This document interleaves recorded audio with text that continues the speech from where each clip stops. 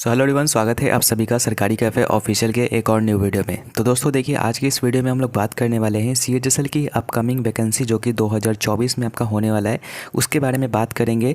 इस वीडियो में हम लोग जानेंगे फ्रेंड्स कि जो सीएचएसएल 2024 का जो वैकेंसी आने वाला है, तो उसका वैकेंसी कब तक आपको देखने को मिलेगा, यानी नोटिफिकेशन डेट क्या रहेगा। इसके अलावा दोस्तों बात करेंगे कि इस फॉर्म को फिल करने के लिए कितना पेमेंट आपको करना होगा, टोटल पोस्ट कितने रहेंगे फ्रेंड्स, ठीक है, सीएचएसएल 2024 में।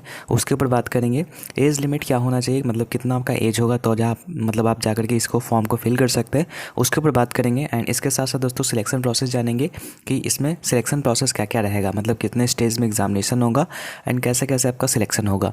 इसके अलावा दोस्तों हम लोग एलिजिबिलिटी क्राइटेरिया जानेंगे कि इसमें आपका एजुकेशन क्वालिफिकेशन क्या मांगा जाएगा, क्या 12th पास कैंडिडेट्स एंड जो 12th अपीयर है वो अप्लाई कर सकते हैं, उसके ऊपर बात करेंगे। इसके बाद दोस्तों एग्ज़ाम पैटर्न के ऊपर बात करेंगे दोस्तों कि एग्ज़ाम जो है आपका पैटर्न उसका क्या रहेगा, मतलब कितने क्वेश्चंस आपके पूछे जाएंगे एग्जामिनेशन में, उसके बारे में बात करेंगे। पोस्ट नेम हम लोग देखेंगे कि कौन कौन से पोस्ट जो है सीएचएसएल के अंदर आते हैं एंड इसका सैलरी आपको कितना रहता है, मतलब पोस्ट वाइज सैलरी भी हम लोग बात करेंगे। तो यहाँ पर इन सभी चीज़ों को इस वीडियो में बात करेंगे। इसके आगे भी सीएचएसएल के रिगार्डिंग वीडियोस आएंगी, जैसे जिसमें मैं आपको बताऊँगा कि आपको प्रिपरेशन कैसे स्टार्ट करना है, कौन सी स्ट्रेटजी आपको फॉलो करनी है, कौन कौन से बुक्स आपको फॉलो करनी है एंड कौन सा यूट्यूब चैनल आपको फॉलो करना है, आगे आपको वीडियो में आपको बताऊँगा, ठीक है। तो अभी के लिए बस इतना ही वीडियो में रहेगा। नेक्स्ट जो पार्ट आएगा हमारा सीएचएसएल के रिगार्डिंग, आपको उसमें और भी जानकारी आपको मिलने वाली है। तो कंप्लीट सीएचएसएल के रिगार्डिंग ये सीरीज़ में चला रहा हूँ फ्रेंड्स, जिसमें कि आपको कंप्लीट इन्फॉर्मेशन मैं आपको प्रोवाइड करूँगा।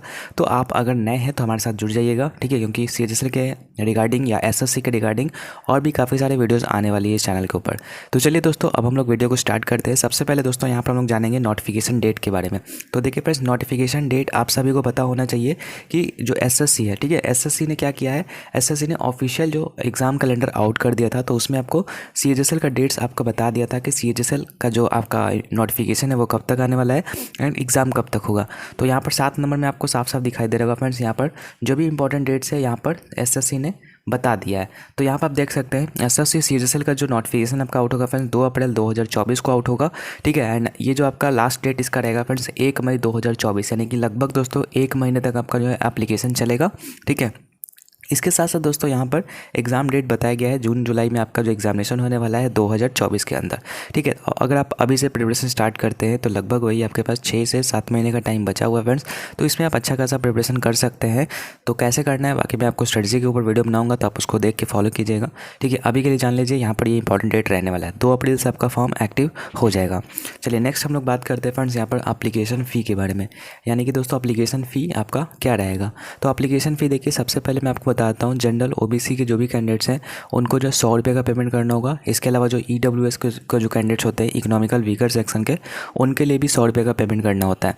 इसके अलावा दोस्तों जो एससी एसटी या फिर फिजिकली हैंडीकैप्ड हैं, फीमेल हैं, तो उनके लिए यहाँ पर कोई भी पेमेंट करने की ज़रूरत नहीं है, ठीक है, उनका जो है छूट मिलता है। इसके अलावा दोस्तों पेमेंट आप ऑनलाइन मोड में कर सकते हैं जब आप फॉर्म को फिल कीजिएगा। तो इसके अलावा दोस्तों चलिए नेक्स्ट बात करते हैं एज लिमिट, ठीक है। एज लिमिट काफ़ी इंपॉर्टेंट फैक्टर है, काफ़ी सारे बच्चे इसमें कन्फ्यूज होते हैं। तो देखिए एज लिमिट जो आपका काउंट होगा फ्रेंड्स आपका 1/1/2023 से आपका काउंट किया जाएगा, क्योंकि ये वैकेंसी आपकी यहाँ पर 2024 से काउंट किया जाएगा, ठीक है, यहाँ पर 2024 से काउंट किया जाएगा, 1/1/2024 से आपका काउंट किया जाएगा, जिसमें कि देखिए दोस्तों मिनिमम एज आपका 18 साल होना चाहिए एंड मैक्सिमम आपका 27 ईयर होना चाहिए, ठीक है। इसके अलावा दोस्तों अगर आप रिलैक्सेशन कैटेगरी से आते हैं, मतलब कि रिजर्व कैटेगरी से आते हैं, जैसे एससी एसटी से आते हैं तो 5 साल का अपर एज में आपको छूट मिल जाएगा। ओबीसी से आते हैं तो 3 साल का छूट मिल जाएगा। अगर आप फिजिकली हैंडीकैप्ड हैं, यूआर कैंडिडेट्स हैं, तो 10 साल का छूट मिल जाएगा। एंड वहीं आप ओबीसी है, फिजिकली हैंडीकैप्ड, तो 13 साल का छूट मिल जाएगा। एंड एससी एसटी हैं तो 15 साल का छूट मिल जाएगा। तो ये आपको रिलैक्सेशन में मिल जाएगा फ्रेंड्स, तो इसको आप ध्यान रखिएगा, ठीक है। बाकी यूआर के लिए आपका मिनिमम 18 एंड मैक्सिमम 27 आपका रहेगा, ठीक है। तो ये एज लिमिट आपको यहाँ से क्लियर हो गया। एज आपका 1/1/2024 से काउंट होगा। चलिए नेक्स्ट हम लोग यहाँ पर बात करते हैं फ्रेंड्स एलिजिबिलिटी के बारे में। एलिजिबिलिटी में क्या क्या चीज़ें आपका जो है होता है, तो सबसे पहले तो कि आप सिटीजन ऑफ इंडिया होने चाहिए, ठीक है। उसके बाद दोस्तों यहाँ पर 12th का एग्जामिनेशन आप पास किए हुए होने चाहिए, ठीक है।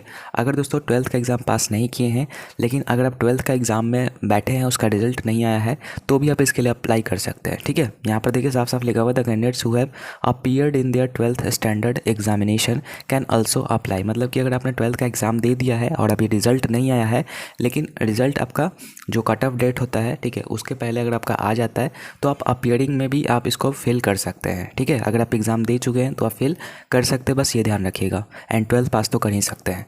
ठीक है, तो ये एलिजिबिलिटी आपका रहने वाला है। इसके अलावा दोस्तों हम लोग बात करते हैं अब सिलेक्शन प्रोसेस के बारे में। सिलेक्शन प्रोसेस में देखिए दोस्तों, यहाँ पर सबसे पहले आपका टीयर 1 का रिटन एग्जामिनेशन होता है। ठीक है, टीयर 1 का रिटन एग्जामिनेशन, उसके बाद आपका टीयर 2 का रिटन एग्जामिनेशन होगा, उसके बाद आपका डॉक्यूमेंट वेरिफिकेशन होगा एंड उसके बाद आपका मेडिकल एग्जामिनेशन होगा। टीयर 1 आपका कंप्यूटर बेस्ड टेस्ट होता है, टीयर 2 में भी आपका कंप्यूटर बेस्ड टेस्ट होता है, इसमें आपका स्किल टेस्ट या टाइपिंग टेस्ट भी होता है। ठीक है, तो ये पैटर्न रहने वाला है। अब चलिए हम लोग बात करते हैं टीयर 1 का जो एग्ज़ाम है उसका पैटर्न किस तरीके से रहता है। तो देखिए दोस्तों, यहाँ पर टीयर 1 का एग्ज़ाम पैटर्न आपके सामने दिखाई दे रहा होगा। यहाँ पर टोटल 4 सेक्शन से क्वेश्चन जो पूछे जाते हैं, रीजनिंग से, जीके से, मैथ से और इंग्लिश से।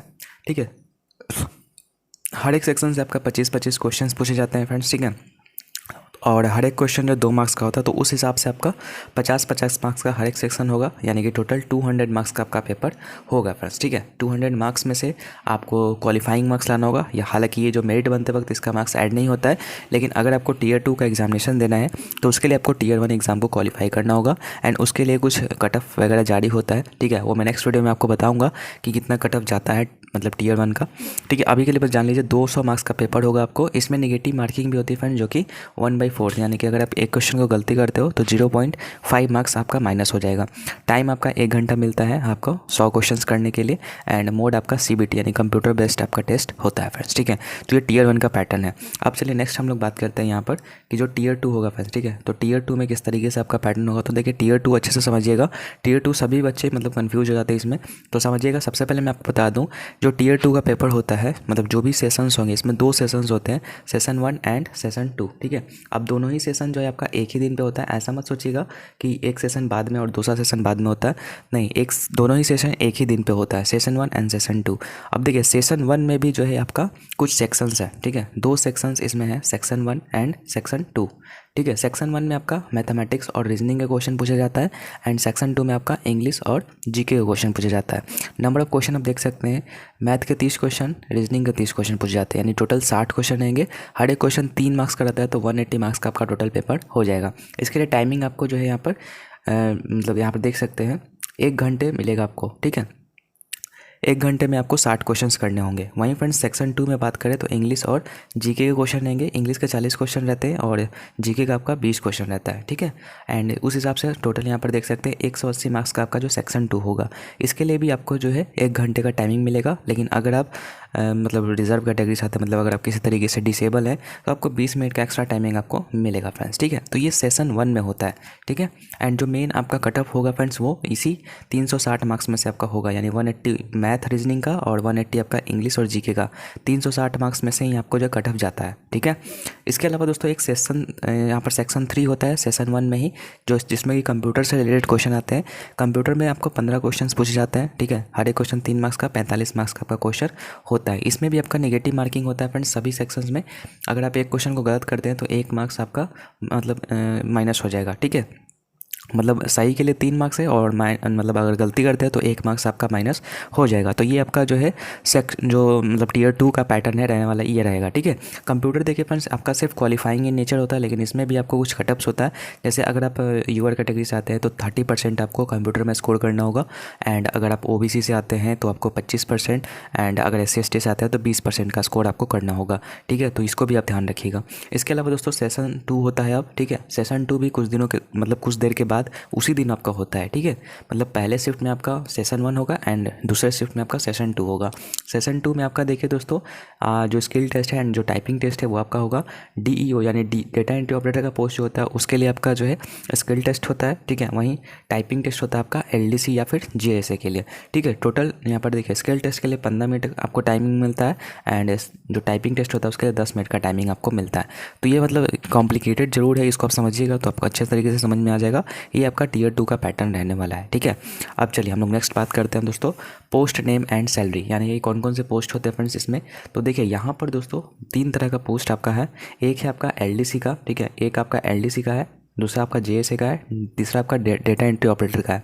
LDC का मतलब लोअर डिवीज़न क्लर्क, JSA का मतलब junior secretariat assistant and DEO का मतलब डेटा एंट्री ऑपरेटर। बगल में आप इसका सैलरी देख सकते हैं, 19,900 से लेकर के 63,200 तक LDC का रहता है। JSA के लिए 19,900 से लेकर के 63,200 तक मतलब आपका सैलरी रहता है, ठीक है। उसके बाद डेटा एंट्री ऑपरेटर के लिए इतना आपका सैलरी रहता है। अब देखिए कन्फ्यूजन ये हो रहा होगा आपको कि हमें पोस्ट कैसे मिलेगा। तो देखिए हर सब एक पोस्ट मतलब जो भी पोस्ट होगा उसका आपका अलग अलग कट ऑफ जाता है, ठीक है। आपको पोस्ट प्रेफरेंस में फिल करना होगा कि कौन से पोस्ट के लिए आप अप्लाई करना चाहते हैं। जब आप Tier 1 का एग्जामिनेशन क्वालिफाई कर लेंगे तो आपको जो है पोस्ट प्रेफरेंस भरना होता है, तो ये आपको ध्यान रखना है। एंड ये जो सैलरी आपका डिपेंड करेगा आपका सिटी वाइज, ठीक है। मतलब जिस सिटी में आपका होगा मतलब जॉब, उस सिटी के हिसाब से आपको सैलरी रहेगा फ्रेंड्स, ठीक है। तो ये आपका सैलरी रहेगा, पोस्ट वाइज मैंने आपको बता दिया। इसके अलावा दोस्तों हम लोग देखिए बात करते हैं टोटल पोस्ट जो है कितना आएगा आपका, ठीक है। देखिए पिछले बार की बात करें तो पिछले बार 1700 के अराउंड आपका वैकेंसी आया था, जो कि आपका बहुत ही ज़्यादा कम था। पिछले मतलब 2021 में बात करें तो 2021 में 4500 प्लस आया था, सॉरी 2022 में 4500 प्लस आया था, 2023 में आपका 1700 प्लस आया था। तो इस बार क्या उम्मीद है 2024 में कितना आने का चांस है, तो देखिए अभी मैं कुछ नहीं बता सकता। ऐसे चांस आपका यही रहेगा कि 4000 के आसपास आपका वैकेंसी देखने को मिल सकता है CHSL में, क्योंकि देखिए CHSL जो है हर एक साल आपका वैकेंसी निकालती है। तो ऐसा नहीं है कि कोई वैकेंसी रिजर्व रहता है, आपका वैकेंसी मतलब ज़्यादातर नहीं आएगा इसमें। 4000 के अराउंड आप मान के चल सकते हैं कि इतना आपका वैकेंसी देखने को मिल सकता है, ठीक है। तो टोटल पोस्ट आपको इतना लेकर के चलना है। बाकी दोस्तों यही इन्फॉर्मेशन थी, जो भी इन्फॉर्मेशन मैं आपको देना चाहता था इस वीडियो में मैंने आपको दे दिया। बाकी जो नेक्स्ट वीडियो रहेगा फ्रेंड्स, इसमें मैं आपको डिटेल सिलेबस के बारे में डिस्कस करूँगा कि डिटेल सिलेबस जो है Tier 1 एंड Tier 2 का क्या रहता है। इसके अलावा दोस्तों आपको कौन कौन से बुक्स को आपको फॉलो करना है एंड उसका PDF भी मैं आपको प्रोवाइड कर दूंगा फ्री में, तो आप उसको ले सकते हैं। उसके अलावा दोस्तों बेस्ट यूट्यूब चैनल्स या फिर क्या आपको कोर्स करना चाहिए, कौन सा कोर्स लेना चाहिए, इसके ऊपर भी हम लोग बात करेंगे। एंड स्ट्रेटजी के बारे में बात करेंगे दोस्तों, and previous year cut off के बारे में बात करेंगे आगे आने वाली वीडियोज़ में। तो ये कंप्लीट सीरीज़ होने वाला है, जैसा कि मैंने पहले ही बोला था आपको, तो इसको आप ध्यान रखिएगा फ्रेंड्स। एंड नेक्स्ट वीडियो में हम लोग डिटेल सिलेबस के बारे में बात करेंगे एंड बेस्ट बुक्स के बारे में बात करेंगे, ठीक है। तो यही थी इन्फॉर्मेटिव वीडियो। एंड मतलब मेक श्योर कि आप हम लोग हमारे जो टेलीग्राम चैनल है इसको भी आप ज्वाइन कर लीजिएगा, क्योंकि टेलीग्राम चैनल पर जो भी SSC के रिगार्डिंग अपडेट्स होता है वो मैं आपको सबसे पहले वहाँ पर प्रोवाइड कर देता हूँ, ठीक है। सिंपली आपको टेलीग्राम में जाकर के सर्च करना है सरकारी कैफ़े ऑफिशियल, या फिर डायरेक्ट लिंक आपको वीडियो के डिस्क्रिप्शन बॉक्स में मिल जाएगा, ठीक है। एंड जो भी PDFs होगा बुक्स का या स्टडी मटेरियल का मैं टेलीग्राम पर ही शेयर करता हूँ, तो आप सभी लोग जुड़ जाइएगा वहाँ पर, ठीक है। तो इस वीडियो को हम लोग यहीं पर रखते हैं। बाकी इसके अलावा और भी कोई जानकारी चाहिए तो आप कमेंट सेक्शन में बता दीजिएगा फ्रेंड्स। आई होप कि ये वीडियो आपके लिए हेल्पफुल रहा होगा। अगर वीडियो हेल्पफुल है तो वीडियो को लाइक कीजिए, चैनल पर नहीं हो तो सब्सक्राइब कर लीजिएगा, ठीक है। तो चलिए मिलते हैं आपसे नेक्स्ट वीडियो में फ्रेंड्स, तब तक के लिए गुड बाय।